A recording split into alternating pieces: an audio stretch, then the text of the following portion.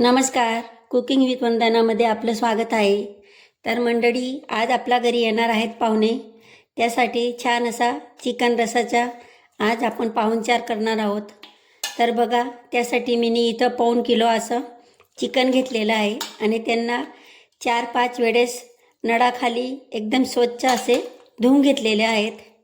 तर आता आपण त्याला कुकरमध्ये फक्त 1 शिट्टी घेऊन वाफून घेणार आहोत. तर बघा, गॅसवरती एक कुकर ठेवलेला आहे आणि त्यामध्ये 2 पड्या असं तेल घातलेलं आहे. तेल छान गरम झालं की नंतर त्याच्यात जिरं घालायचं.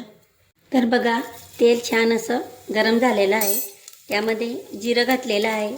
जिरं छान फुललं की नंतर त्यामध्ये 2 कांदे कट करून घेतलेले आहेत, ते घातलेले आहेत.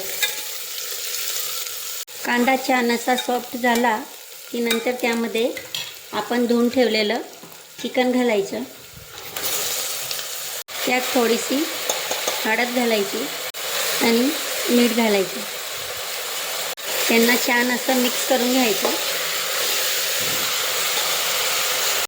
त्यावरती याप्रमाणे एक प्लेट ठेवून त्यामध्ये थोडं पाणी घालायचं आणि आपलं चिकन थोडंसं वाफून घ्यायचं.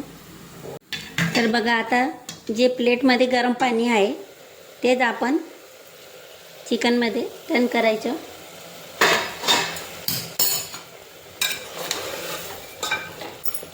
मी अजून 1 ग्लास थोडं पाणी घालत आहे आणि त्याच्या आता आपण झाकण लावून 1 शिट्टी घेऊन घेणार आहोत.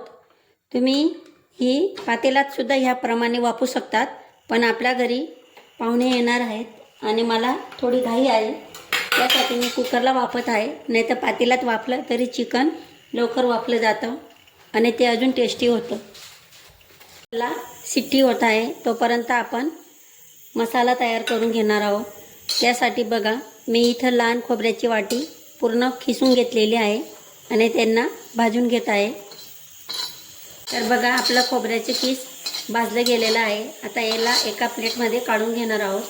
मध्ये आपण कांद्यांची याप्रमाणे बारीक बारीक करप केलेली आहे, तिला भाजून घेणार आहोत आणि ते कांदे पूर्ण ब्राऊन होईपर्यंत तव्यामध्ये छान असे भाजून घ्यायचे. तुम्हाला हवं असलं तर तुम्ही एक लोखंडाची जाळी ठेवून हे कांदे अख्खेसुद्धा गॅसवरती भाजू शकतात. तर कांदा आपला थोडा खालती चिटकतो कारण हा लोखंडी तवा आहे. तर त्यासाठी त्यात थोडंसं तेल घालायचं, जे करून ते तव्याला खाली चिटकणार नाही आणि छान असे भाजले जातील.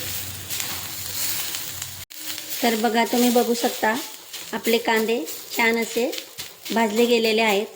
आता यांनासुद्धा आपण ज्या प्लेटमध्ये खोबरं काढलेलं आहे त्याच्यातच काढून घेणार आहोत आणि पूर्णपणे थंड झालं की नंतर आपण त्यांना मिक्सरमध्ये स्मूथ असं पेस्ट तयार करणार आहोत. तर बघा, 1 शिट्टीमध्ये आपलं चिकनसुद्धा छान असं शिजलेलं आहे आणि तुम्ही हे जे सूप आहे ते प्यायला खूपच स्वादिष्ट लागतं.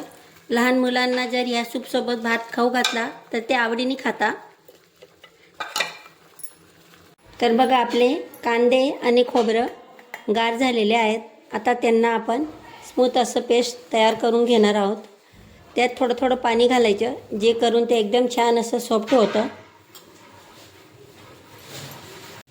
तर बघा, मसाला एकदम स्मूथ असा तयार करून घेतलेला आहे. तर बघा, भाजीसाठी मी एक पातेलं घेतलेलं आहे.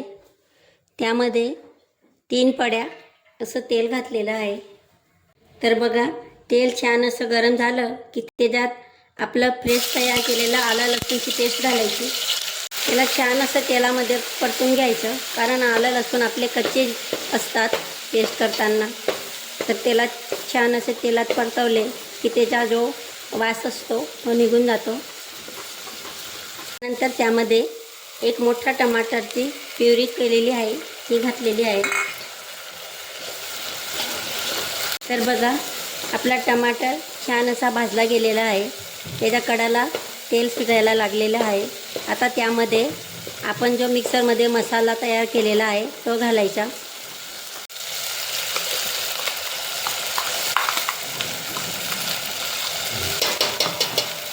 आणि या मसाल्याला तेलात छान असा परतवून घ्यायचा.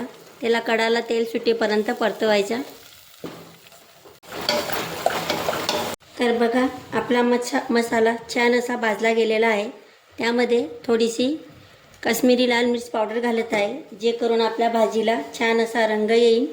1 चम्मच असा धना पावडर घालत आहे. त्याला सुद्धा मसाल्यामध्ये व्यवस्थित मिक्स करायचं. आणि आता दुसरे सुके मसाले आपले, त्यामध्ये लाल मिर्च पावडर, काळा मसाला, गरम मसाला आणि चिमूट अशी हळद घेतलेली आहे, ते सुद्धा घालायची. त्याला छान असा भाजायचा. पण भाजत असताना तो जर खाली थोडा चिटकू लागला तर थोडंसं पाणी घालायचं. तर बघा थोडं पाणी घालून त्याला तेल सुटेपर्यंत भाजत राहायचं आहे. आता त्यामध्ये जे आपण वाफवून ठेवलेलं चिकन होतं ते घालायचं. आणि त्यात तुम्ही आवश्यकतेप्रमाणे पाणी घाला. जितपत तुम्हाला रस्सा घट्ट पातळ लागत असेल तसं पाणी घालायचं. आणि त्याला आता मध्यम आचेवरती छान असं उकळू द्यायचं, जे करून आपल्या भाजीला छान अशी तरी येईल. आणि त्याच्यात चवीप्रमाणे थोडंसं मीठ घालायचं. आपण वाफत असताना मीठ घातलेलं होतं, पण अजून थोडंसं घालायचं. मग बघा तयार आहे आपला रस्सा, चिकन रस्सा झणझणीत असा. तर मग कसा वाटला तुम्हाला हा व्हिडिओ मला कमेंटमध्ये नक्की कळवा. आणि जर आवडला असेल तर माझी चॅनलला सबस्क्राईब करायला, व्हिडिओला शेअर आणि लाईक करायला विसरू नका. धन्यवाद.